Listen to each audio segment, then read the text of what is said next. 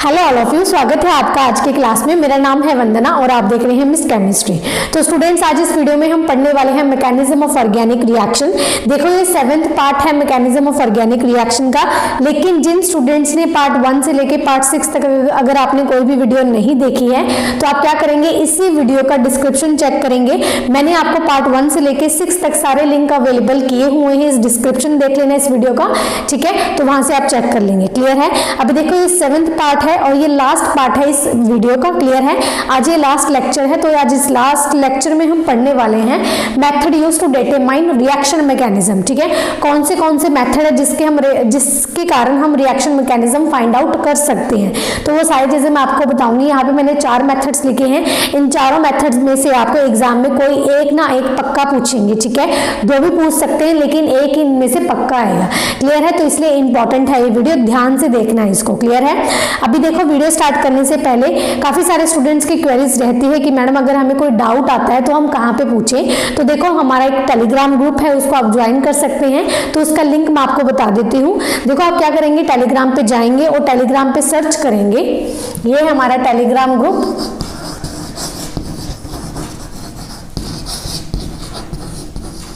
ठीक है, Telegram group क्या है, आपको सर्च करना है @मिस केमिस्ट्री, @मिस केमिस्ट्री 11। ठीक है, ये आपको सर्च करना है। वहां पे आपको मिस केमिस्ट्री ग्रुप के नाम से ग्रुप मिलेगा, उसको आप ज्वाइन कर लेना। क्लियर है? वहां पे काफी सारे स्टूडेंट्स हैं जो एक दूसरे से अपनी क्वेरीज सॉल्व करते हैं। आप अपनी कोई भी जो डाउट हो आपका वहां पे डाल देना, और जो स्टूडेंट्स हैं आपस में उसको डिस्कस कर लेंगे। क्लियर है इतनी बात? अभी देखो, अब ये चीज हमें पता होनी चाहिए कि रिएक्शन मैकेनिज्म एक्चुअल में होता क्या है।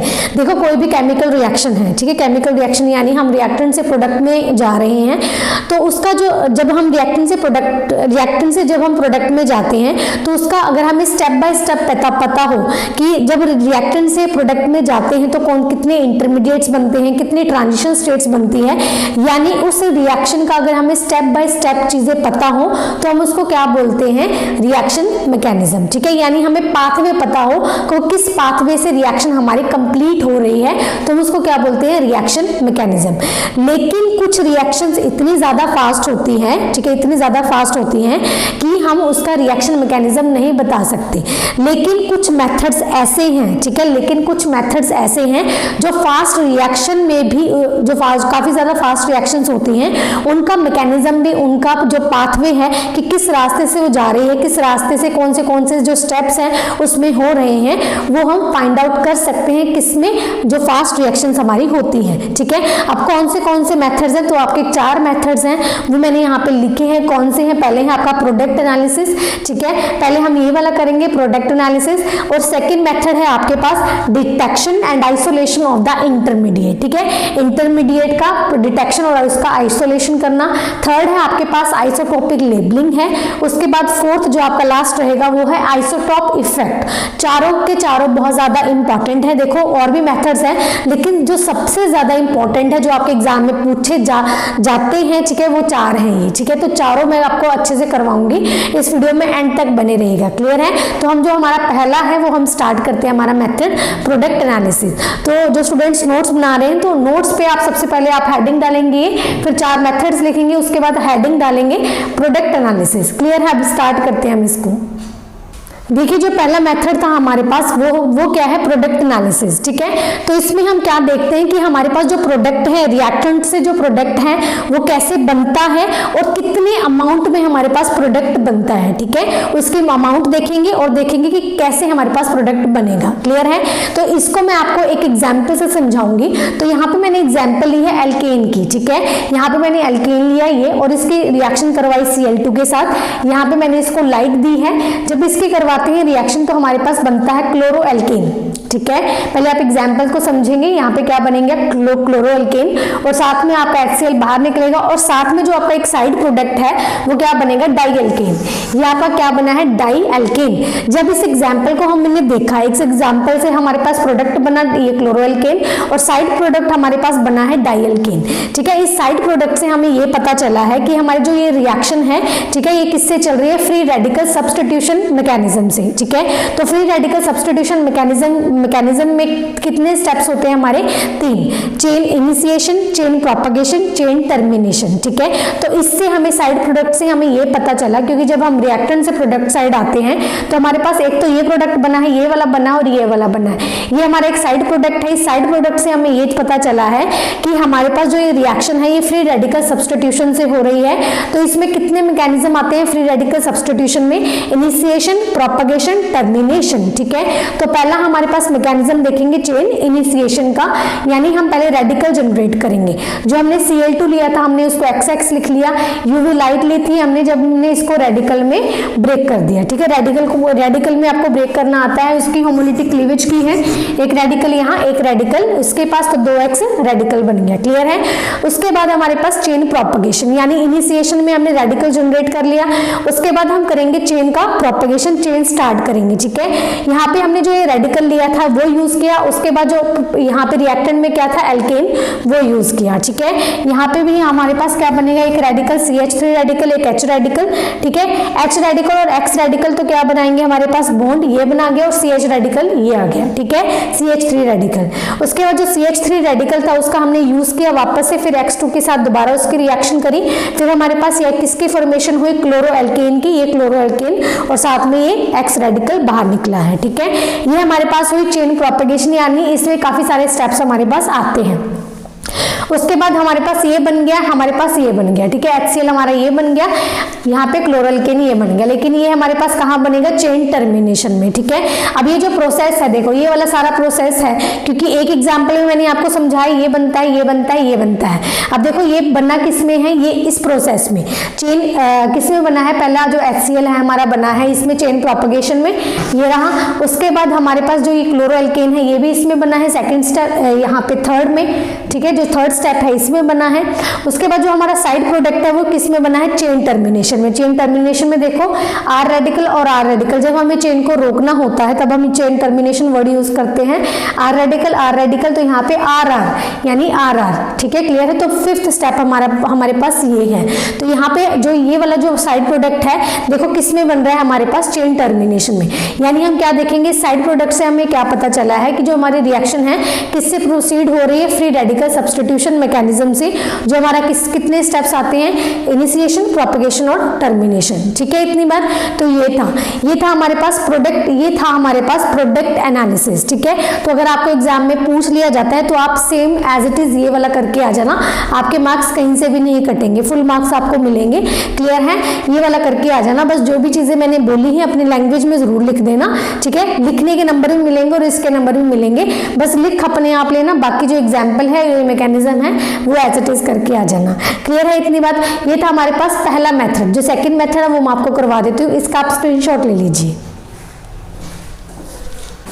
देखो पहला हमने किया है प्रोडक्ट एनालिसिस, अब हम करेंगे detection and isolation of intermediates. ठीक है, हम जो हमारे पास इंटरमीडिएट्स होते हैं उसका हम डिटेक्शन भी कर सकते हैं, उनका हम आइसोलेशन भी कर सकते हैं। देखो कुछ रिएक्शंस हमारे पास ऐसी होती हैं जिसमें हमारे पास एक से ज्यादा इंटरमीडिएट्स बनते हैं। ठीक है, और उन इंटरमीडिएट्स को या तो हम आइसोलेट कर सकते हैं, या फिर उनका हम डिटेक्शन कर सकते हैं, या फिर उनका हम ट्रैप कर सकते हैं। ठीक है, तो हम 3 प्रोसेस में करेंगे जो हमारे पास इंटरमीडिएट्स बनेंगे। पहले हम करेंगे हमारे पास आइसोलेशन, फिर हम करेंगे आइसोलेशन करेंगे, फिर हम डिटेक्शन करेंगे, फिर हम इंटरमीडिएट्स की ट्रैपिंग करना सीखेंगे। ठीक है, इतनी बात। तो पहला मेथड है हमारे पास आइसोलेशन ऑफ इंटरमीडिएट्स, और इनमें मैंने क्या लिखा है? 3 लाइंस जो लिखी है ये आप लिख लेंगे अपनी नोटबुक पे।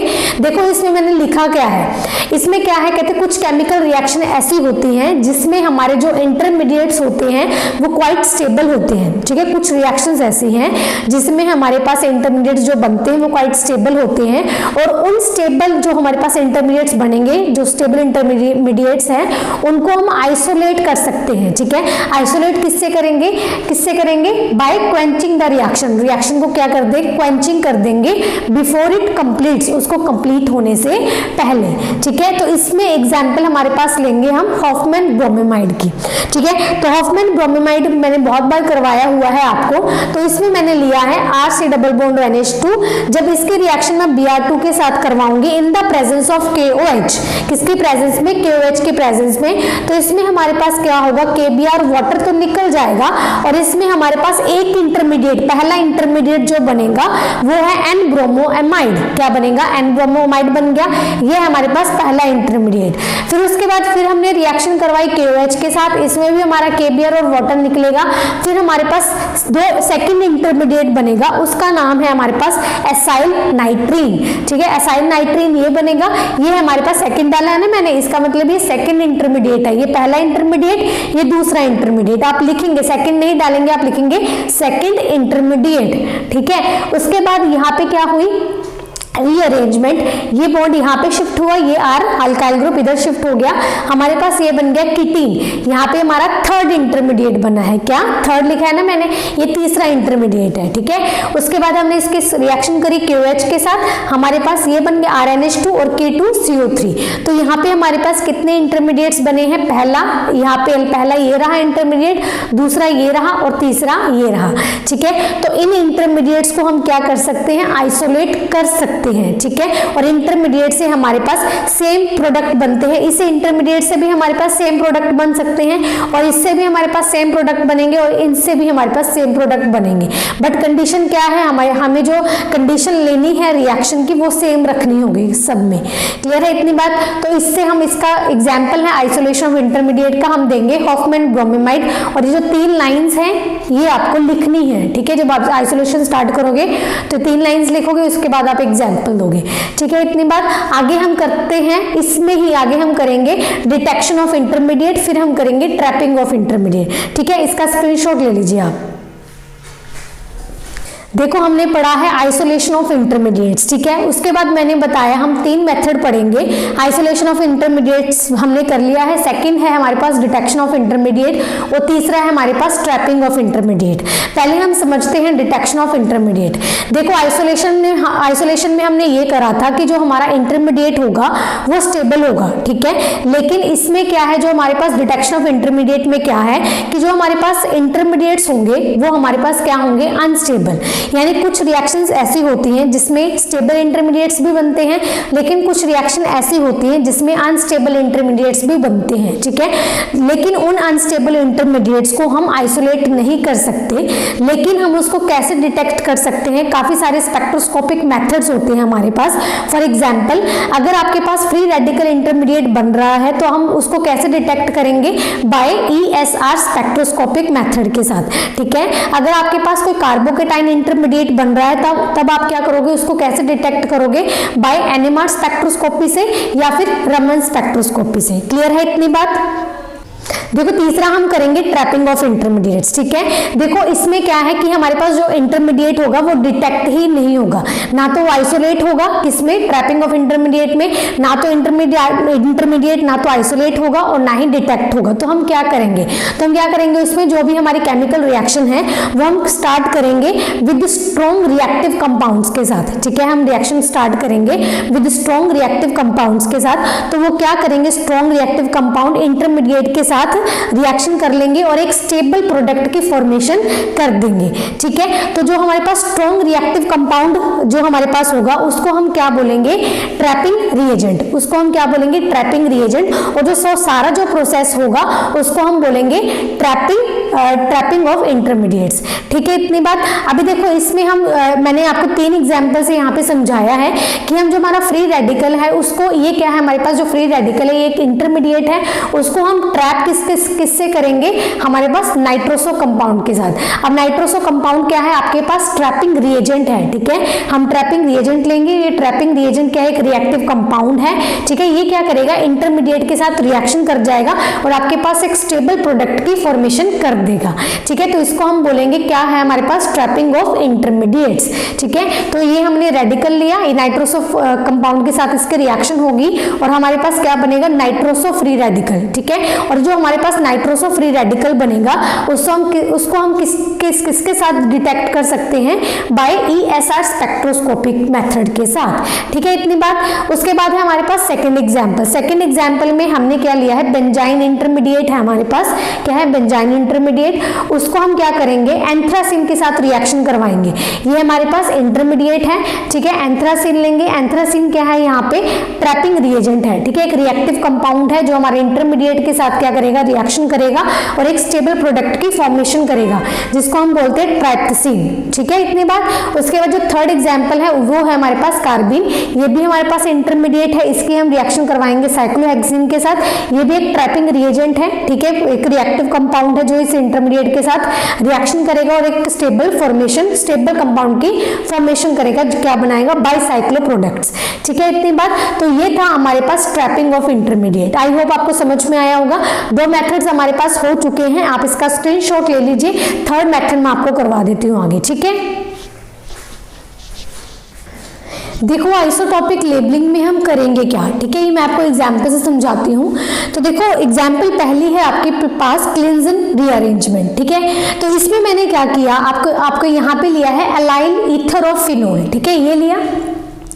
यहाँ से मेरे पास ये प्रोडक्ट की फॉर्मेशन हुई, ठीक है।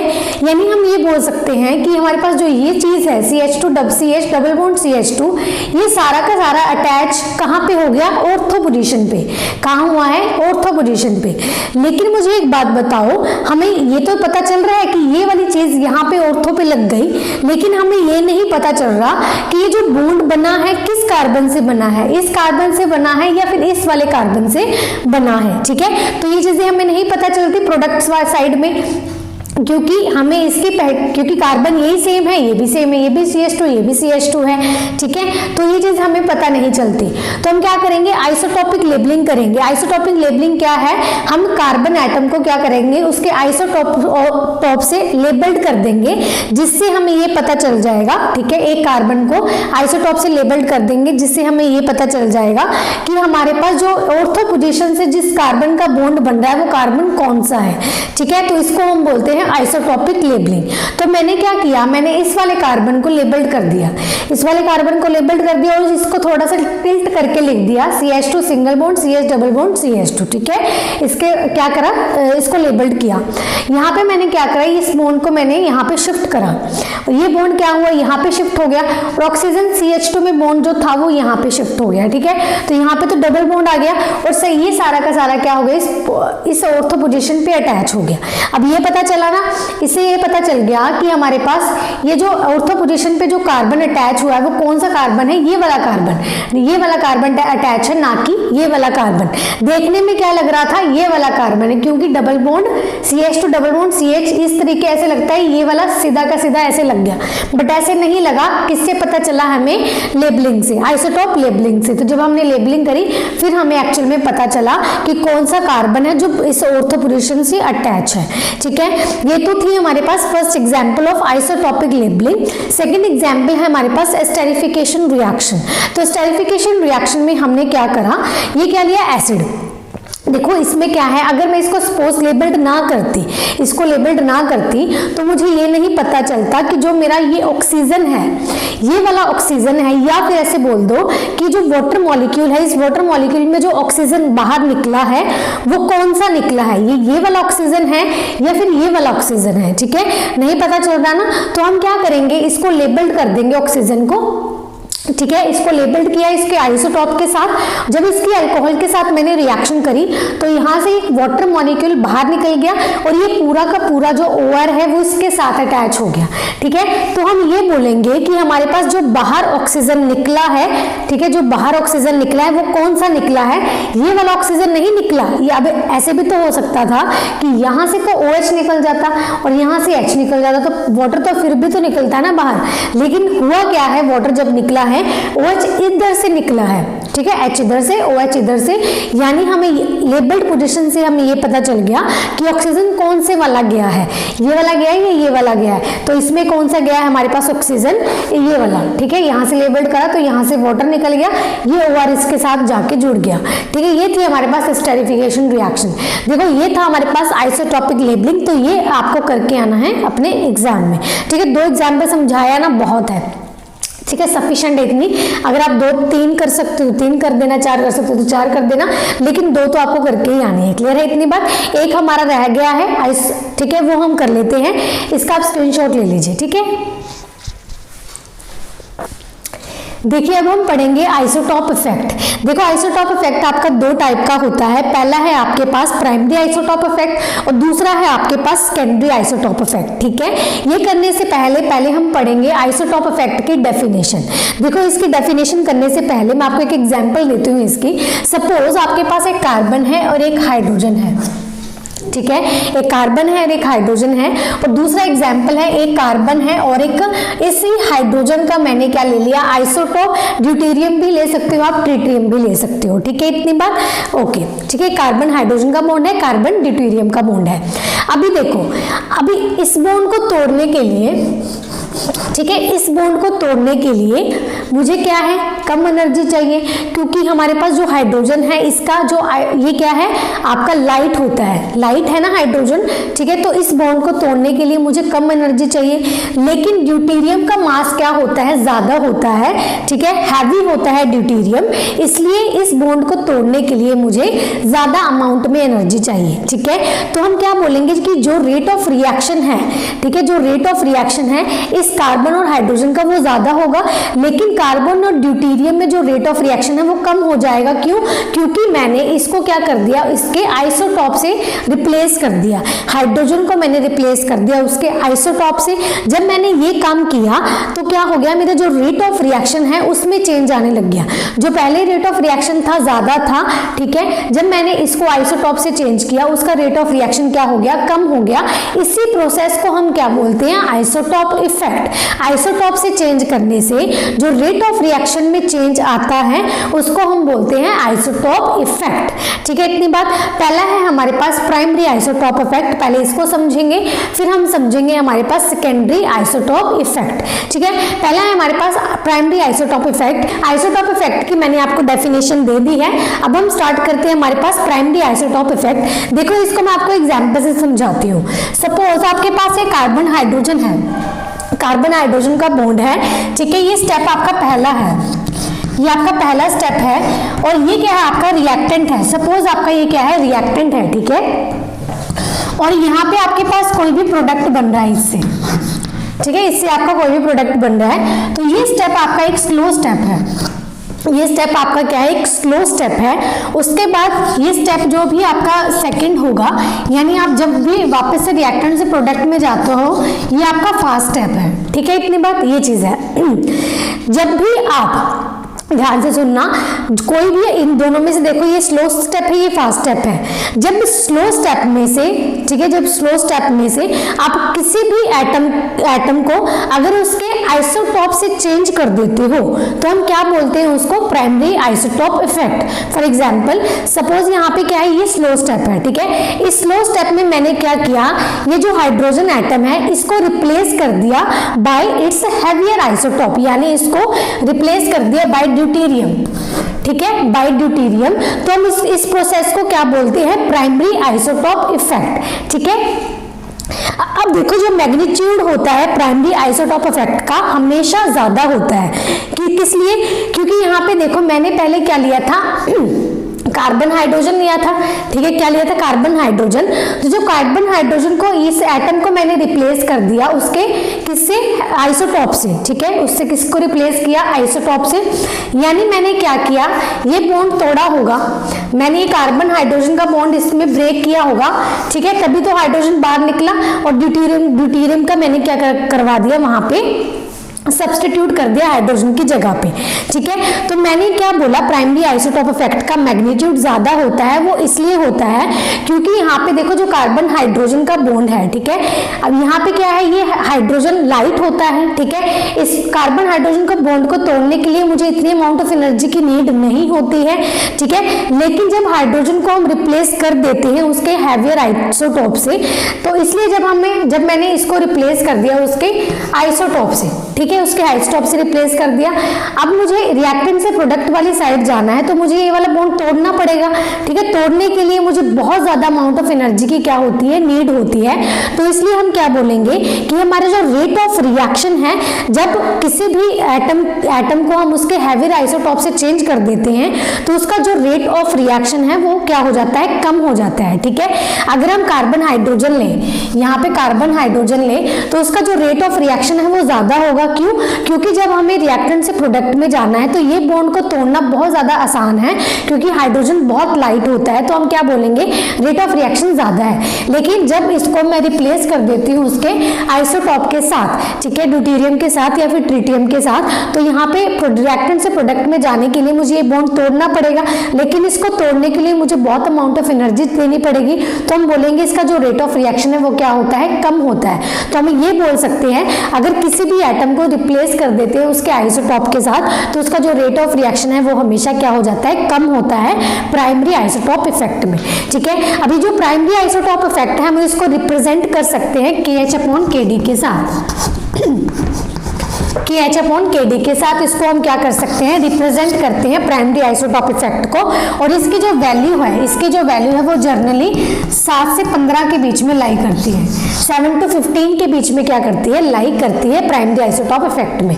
ठीक है, इतनी बात। अब जो भी स्टूडेंट्स नोट्स बना रहे हैं वो इसको उतार लीजिए, पहले ये डायग्राम उतारेंगे। ये डायग्राम मैंने, अब देखो ये डायग्राम जो यहाँ पे मैंने आपको समझाया है सेम चीज इसी में है। कैसे? अब देखो कार्बन ड्यूटेरियम का बॉन्ड तोड़ने के लिए मुझे इतनी अमाउंट ऑफ एनर्जी चाहिए, लेकिन कार्बन हाइड्रोजन का तोड़ने के लिए मुझे इतनी ही अमाउंट ऑफ एनर्जी चाहिए। ठीक है, जो चीज मैंने यहाँ पे समझाई है बस उसको डायग्राम से मैंने यहाँ पे उसको रिप्रेजेंट कर दिया। ठीक है, तो डरने की बात नहीं, इसको उतार लेना, साथ में जो भी बोला है वो लिख लेंगे अपनी लैंग्वेज में और ये डायग्राम उतारेंगे। ठीक है, अब हम चलते हैं हमारे पास सेकेंडरी आइसोटॉप इफेक्ट की तरफ।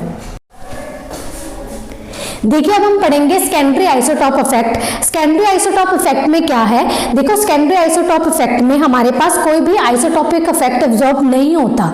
ठीक है, क्यों नहीं होता वो मैं आपको आगे बताऊंगी। देखो इससे पहले मैं आपको थोड़ा सा रिकॉल करवा देती हूँ जो हमने प्राइमरी आइसोटॉप इफेक्ट में किया था। प्राइमरी आइसोटॉप इफेक्ट में हमने ये देखा था कि जो हमारा कार्बन हाइड्रोजन जो बॉन्ड है, ठीक है, ये हमारे पास स्लो स्टेप में ही हमने क्या किया था, चेंज किया था।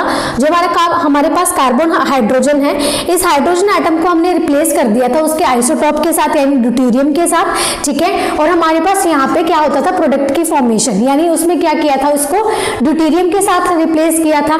उसके ड्यूटेरियम के साथ रिप्लेस करने से उसका रेट ऑफ रिएक्शन क्या होता था, कम होता था। ठीक है, ये सब हमने किया था हमारे प्राइमरी आइसोटॉप इफेक्ट में। लेकिन सेकेंडरी आइसोटॉप इफेक्ट में क्या है, इसको मैं आपको एग्जांपल से समझाती हूँ। इसमें क्या है, हमने इसके example electrophilic substitution reaction like halogenation and nitration on benzene. Suppose ये है हमारे पास ये फर्स्ट स्टेप है जिसमें हमने इलेक्ट्रोफाइल जनरेट किया है। ये हमारे पास इलेक्ट्रोफाइल है। अब इस इलेक्ट्रोफाइल की हमने रिएक्शन करवाई एक बेंजीन रिंग के साथ, वो अपने पाई इलेक्ट्रॉन क्लाउड के साथ इसके ऊपर क्या करेगा, अटैक करेगा और हमारे पास ये रेजोनेटिंग स्ट्रक्चर बनेगी। सपोज अगर मैं इस एटम को यानी इस हाइड्रोजन एटम को रिप्लेस भी कर देती हूँ उसके उसके आइसोटॉप एटम के साथ, यानी इसको मैं रिप्लेस कर दूं ड्यूटेरियम के साथ। ठीक है, ड्यूटेरियम के साथ इसको रिप्लेस कर दूं क्योंकि ये क्या है, हमारे पास स्लो स्टेप है। ठीक है, क्या है, हमारे पास स्लो स्टेप है। ठीक है, लेकिन इसमें कोई भी चेंज नहीं आएगा। क्यों? क्योंकि यहाँ पे जो कार्बन और हाइड्रोजन का बॉन्ड है या फिर कार्बन ड्यूटेरियम का बॉन्ड है वो नहीं टूट रहा। ठीक है, इसमें सिर्फ एक रेजोनेंस चल रही है जिसमें हमारे पास जो ये बॉन्ड है वो इधर उधर जा रहे हैं, लेकिन जो ये कार्बन का बॉन्ड है या ड्यूटेरियम का बॉन्ड है या फिर जो हाइड्रोजन यहाँ पे अटैच था वो यहाँ पे ब्रेक नहीं हो रहा। यानी हम ये बोल सकते हैं कि अगर यानी हाइड्रोजन को उसके आइसोटॉप के साथ में चेंज भी कर दूं तो हमारे पास इसमें कोई भी फर्क नहीं पड़ता। क्यों? क्योंकि स्लो स्टेप में ये नहीं टूटता, कार्बन हाइड्रोजन का बॉन्ड इस पे कोई भी इफेक्ट नहीं आता। लेकिन अगर स्टेप 2 में देखेंगे तो स्टेप 2 क्या है, हमारे पास ये फास्ट स्टेप होता है। ये फास्ट स्टेप होता है जिसमें जो हाइड्रोजन है वो यहाँ पे कार्बन और हाइड्रोजन का बॉन्ड क्या होता है, ब्रेक होता है और ये बॉन्ड हमारा यहाँ पे शिफ्ट होता है जिससे हमारे पास प्रोडक्ट की फॉर्मेशन होती है जो इलेक्ट्रोफाइल हमारा लगता है। इसलिए हम ये बोल सकते हैं अगर सेकेंडरी आइसोटॉप में अगर मैं यहाँ पे हाइड्रोजन को ड्यूटेरियम के साथ रिप्लेस भी करती हूँ तो भी यहाँ पे हमारे पास आइसोटॉपिक इफेक्ट हमारे ऑब्जर्व नहीं होता। किस लिए नहीं होता? क्योंकि स्लो स्टेप में हमारे पास कार्बन हाइड्रोजन या फिर कार्बन ड्यूटेरियम का बॉन्ड नहीं टूटता। ठीक है, लेकिन प्राइमरी में हमने क्या देखा था, प्राइमरी में हमने स्लो स्टेप में ये काम किया था। ठीक है, स्लो स्टेप में हमने क्या किया था, हाइड्रोजन को रिप्लेस किया था ड्यूटेरियम से, जिसके कारण उसका रेट ऑफ रिएक्शन कम हो गया था। ठीक है, लेकिन सेकेंडरी में ऐसा कोई चेंज चेंज नहीं आता अगर आप रिप्लेस भी कर देते हो, क्योंकि स्लो स्टेप में कुछ भी चेंज नहीं हो रहा, कोई भी बॉन्ड ब्रेक नहीं हो रहा। बॉन्ड ब्रेक कहाँ हो रहा है? कार्बन हाइड्रोजन का यहाँ पे सेकंड स्टेप में, जो हमारा फास्ट स्टेप है।